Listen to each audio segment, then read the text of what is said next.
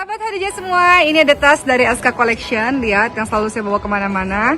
Saya perkenalkan dulu ya apa aja yang ada di dalam bagian tas-tas ini. Ini rantainya, teman-teman lihat. Ini bisa dipanjangkan dan bisa dipendekkan. Nah, seperti ini.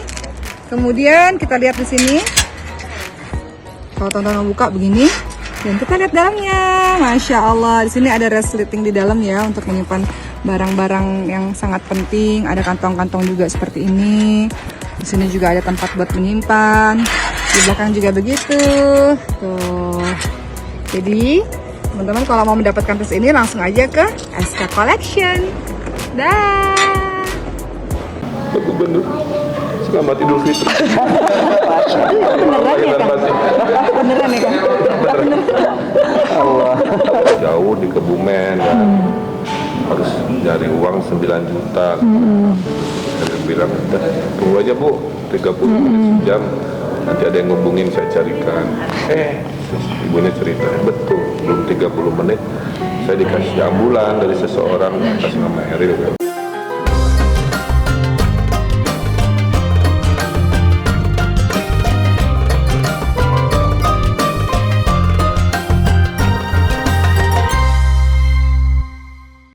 Assalamualaikum warahmatullahi teman-teman semua. Selamat datang kembali di vlog saya. Hari ini saya mengajak teman-teman semua menuju ke Pak Ridwan Kamil di Bandung sama Bu Lia ya, atau kita biasa panggil Bu Cinta. Saya datang ke sana walaupun memang ini sudah terlambat sekali, tapi saya mau datang ke sana sebagai wujud berduka cita, walaupun ini udah terlambat ya teman-teman sekalian. Dalam artian ini sudah sebulanan lebih mungkin ya setelah kepergian Pak Eril. Bagi saya setiap muslim itu memiliki hak dari saudaranya, yakni ketika meninggal dunia salah satunya kita datanglah untuk bertakziah seperti itu sebagai wujud rasa belasungkawa. Dan memang karena hari ini juga sekalian saya ada berkunjung ke rumah saudara, jadi kita datang ke sana. Dan sebenarnya saya mau cerita sedikit teman-teman sekalian mengenai kepergiannya Eril ya. Saya tidak kenal beliau secara pribadi, nggak pernah ketemu juga. Tapi beritanya memang luar biasa ya, se-Indonesia ini luar biasa berita mengenai beliau yang ketika hanyut di sungai di Swiss. Karena itu sehari berita itu keluar, saya itu baru balik dari Swiss teman-teman sekalian. Jadi saya pribadi juga, saya selama berapa hari ya, hampir 10 hari saya ada di Swiss, mengitari sungai-sungai yang ada di Swiss. Jadi saya tahu, saya lihat bagaimana keadaan sungai yang sangat deras yang ada di sana.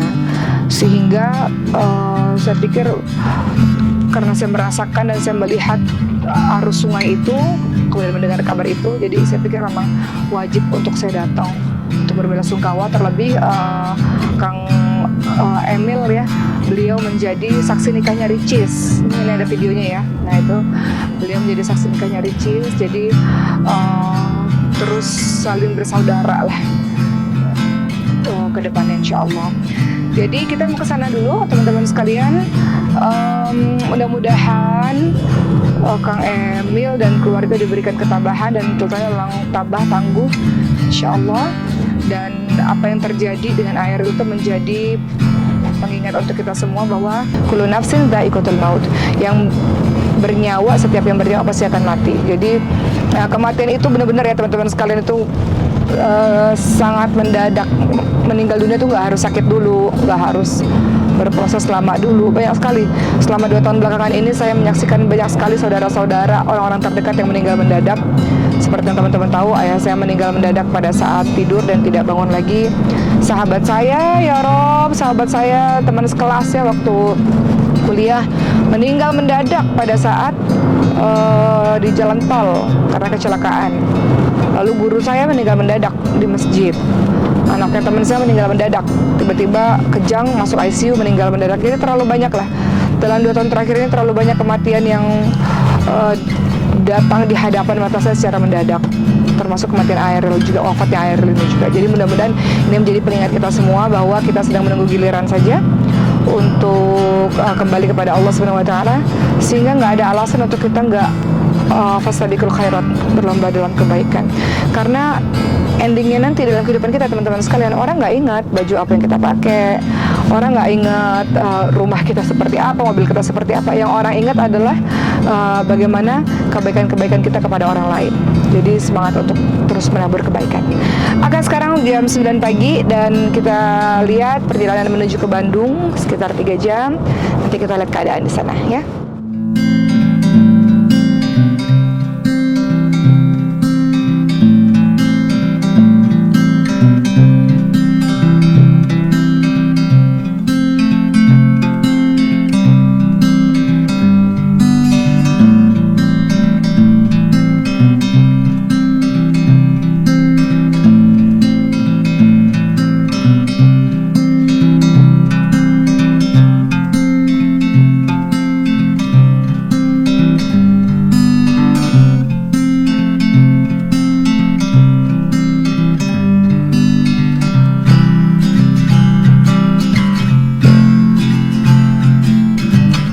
Jadi saya sempat mampir sebentar tadi untuk beli bunga.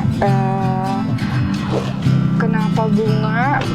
Kalau saya pribadi ya teman-teman sekalian, dulu waktu saya masa-masa remaja, sebenarnya sampai hari ini sih, bunga itu sebagian orang kan bilang bunga itu akan layu dan sebagainya, tapi bunga itu apalagi dikasih oleh orang-orang yang kita sayangi, dikasih dengan tulus ikhlas, itu punya makna tersendiri sih kalau buat saya. Jadi saya pikir bunga ini saya mau kasih ke Bu Cinta atau Teh Lia ya, mewakili saya, Cindy dan Ricis dan keluarga kami. Tidak seberapa, tapi mudah-mudahan ini mewakili hati kami lah yang ingin agar Teh Lia selalu bahagia ya, insya Allah. Jadi sekarang kita masih menuju perjalanan, setengah jam lagi insya Allah sampai. Coba deh teman-teman komen di bawah, teman-teman suka nggak sih bunga-bunga? Saya pribadi ya, saya tuh suka banget bunga warna putih, warna merah juga bagus, warna merah dan warna putih, saya suka dua bunga itu. Ini sengaja beli yang warna-warni, semoga suka. Oke, sekarang kita langsung menuju ke tempatnya Bu Lia dan Kak Emil.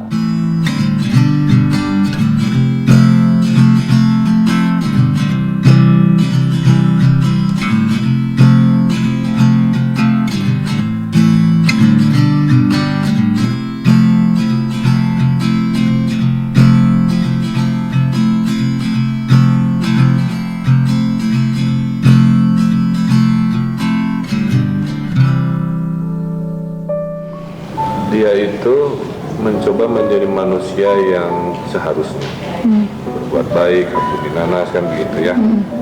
Coba ikhlas, tidak mau diketahui kan, sesuatu yang seharusnya kan. Tapi karena dunia kita ini penuh dengan negatif, sehari-hari. Jadi sesuatu yang seharusnya itu menjadi terlihat istimewa. Karena kemana-mana yang kita baca, kita lihat kan, sesuatu yang negatif, yang suzon, yang dikontenkan, yang cari pansos, apalah gitu ya. Tiba-tiba ada anak yang sebenarnya, makanya dia melakukan ini, dia kayak biasa aja dalam keseharian. Dan biasa, ordinary things ini menjadi extraordinary karena lingkungan kita sebegitu negatif.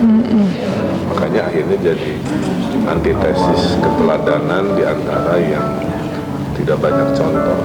Dia papasan sama Eril cerita di rumah sakit Cipto.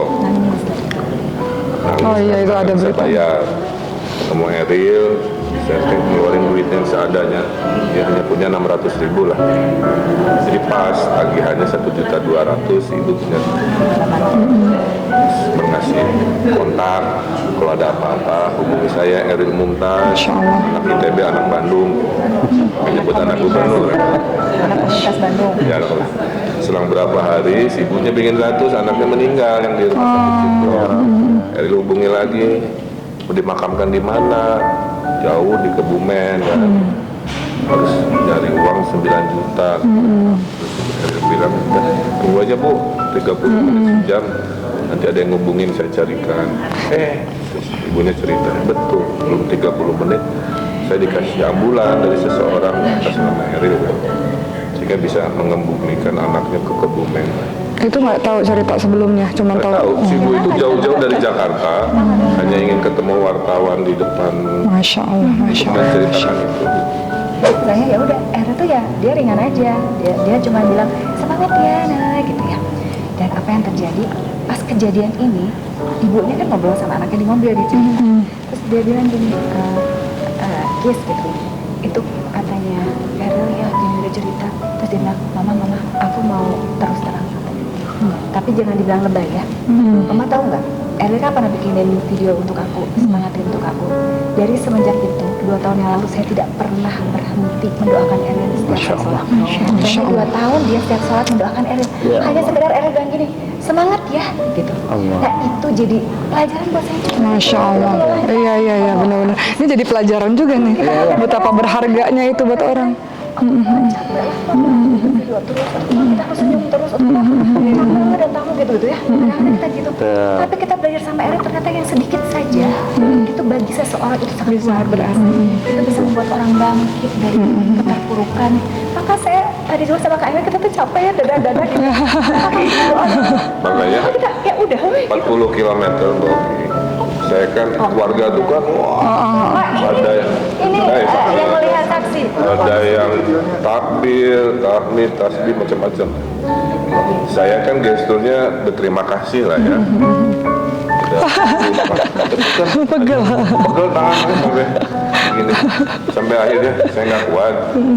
Adik saya kan wajahnya mirip bicara itu. Iya, betul ya. Kamu ke depan, aku ke belakang ya, 10 menit aku istirahat. Tapi kamu jangan ngomong, dada-dada aja gitu. Supaya gesturnya Ada standarnya kan. karena wajahnya mirip. Gak ada yang lucu juga. Iya. Ini kan ramai ribuan orang, dihitung kemarin 17.000 ya total yang kesini. Rumah dari sana tuh udah nangis kan, muter-muter ngekor kayak gitu. Saya duduknya berdiri di situ, pas nyampe sana Pak Gubernur, selamat Idul Fitri. Beneran ya Kak? Beneran ya Kak? Lagi nangis ya, karena setiap yang datang tuh berlinang. Wah itu mah apa, mau ketawa susah, ukurannya udah di bawah.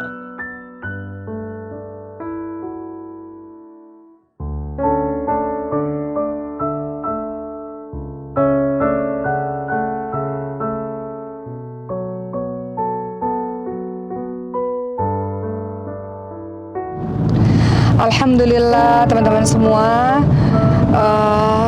saya baru saja mengunjungi Kang Emil dan Bu Lia, atau teman-teman biasa panggil Bu Cinta ya. Mungkin karena saya seorang ibu juga kali ya teman-teman sekalian, jadi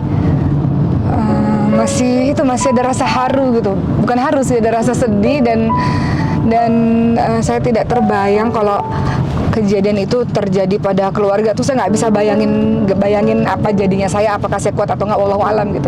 Sehingga tadi ketika Kang Emil dan Bu Lia ya cerita bagaimana Eril, bagaimana mereka berusaha untuk menguatkan diri, bagaimana di setiap tengah malam mereka menangis, dan besok paginya mereka harus tampil tetap tegar karena melayani masyarakat yang memberikan belasungkawa. Saya yang dengar masih nangis sih, maksudnya masih berkaca-kaca gitu, karena saya pikir ya kehilangan terbesar seseorang tuh kehilangan anak ya teman-teman sekalian ya, ibu yang kehilangan anaknya gitu. Walaupun kehilangan yang lain-lain pasti sedih, cuman seorang anak itu adalah kesedihan terbesar dari seorang ibu lah pastinya gitu. Hari ini saya belajar banyak tentang kesabaran, tentang tawakal ala Allah. Tadi Bu Lia bilang akhirnya kita jadi ngerubah mindset hidup kita gitu ketika kejadian anak beliau yang wafat ini, Allahumma firlahu warhamhu wa'afifu anhu, bahwa ya udah ujung-ujungnya nggak bawa apa-apa juga, apa yang mau ditumpuk-tumpuk, apa yang mau dibangga-banggakan, ujung-ujungnya di akhir kehidupan nggak bawa apa-apa juga. Kemudian beliau juga bilang, ada satu juga sih pesan yang menurut saya juga penting juga teman-teman sekalian, kata beliau gini, Aerial itu pernah buat video untuk seseorang, video sederhana aja, video semangat ya supaya kamu lebih berprestasi dan sebagainya. Ternyata video itu yang menurut kita biasa, menurut seseorang bisa menjadi luar biasa, teman-teman sekalian. Karena ketika si penerima video itu menerima video Aerial ya, ketika video itu didengarkan, dia jadi semangat lagi untuk berprestasi dan setiap harinya mendoakan Aerial sampai akhirnya Aerial meninggal dunia ya. Artinya tadi Bu Cinta bilang, termasuk ini juga nasihat buat diri saya, kadang-kadang kita manusia biasa ada rasa capek gitu, ada rasa kok orang minta foto terus, kok orang minta ucapan terus, kadang-kadang kita capek gitu. Tapi ternyata hal sederhana seperti itu ternyata bisa sangat berkesan di hati setiap orang dan sangat membekas di hati setiap orang. Akhirnya beliau-beliau ini menjadi mendoakan kita gitu.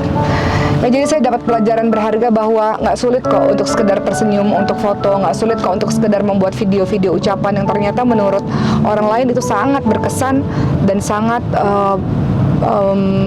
menimbulkan impact yang mendalam untuk kehidupannya. Gitulah teman-teman sekalian, banyaklah cerita-cerita yang intinya adalah mumpung Allah masih kasih kesempatan hidup, terus berbuat baik. Saya ingat teman-teman sekalian, kata Rasulullah ya, pada saat itu Rasulullah SAW sedang berkumpul bersama para sahabatnya dan kemudian ada jenazah lewat. Kemudian orang-orang menceritakan kebaikan-kebaikan tentang jenazah itu. Lalu Rasulullah katakan wajib. Kemudian datang lagi jenazah berikutnya. Kemudian orang-orang menceritakan keburukan-keburukan tentang jenazah itu. Rasulullah katakan wajib. Para sahabat bertanya, apa maksudnya ya Rasulullah engkau katakan wajib? Kata Rasulullah, orang-orang yang bercerita itu, yang pertama ketika dia mengumumkan hal-hal yang baik tentang jenazah, maka wajib baginya masuk surga. Yang kedua, ketika banyak orang-orang yang mengatakan keburukan tentang jenazah itu, maka wajib baginya masuk neraka. Kenapa? Karena manusia-manusia ini adalah saksi-saksinya Allah di muka bumi. Dari situ saya belajar bahwa semoga Allah bimbing setiap langkah kita untuk terus menebar kebaikan. Yang mana kebaikan itu bukan untuk siapa-siapa. Kebaikan itu adalah kembali untuk diri kita sendiri. Insya Allah kita perlu doanya orang-orang saleh. Kita perlu doanya orang-orang yang dekat kepada Allah Subhanahu Wa Taala. Kita bisa mendapatkan kasih sayang dari mereka kalau kita juga menyayangi mereka dan berbuat baik untuk mereka, untuk sesama manusia. Begitulah teman-teman sekalian. Semoga episode kali ini mendatangkan keberkahan, informasi, inspirasi untuk teman-teman semua dalam rangka mempersiapkan kematian, dalam pertemuan dengan Allah. Kita semuanya menunggu giliran dan mudah-mudahan kita bisa menyiapkan bekal sebaik-baiknya untuk pertemuan kita dengan Allah Subhanahu Wa Taala. Terima kasih telah menonton vlog ini. Kita ketemu di vlog-vlog berikutnya. Teman-teman komen aja teman-teman mau lihat cerita yang mana lagi dalam kehidupan saya. Terima kasih teman-teman sekalian. Assalamualaikum.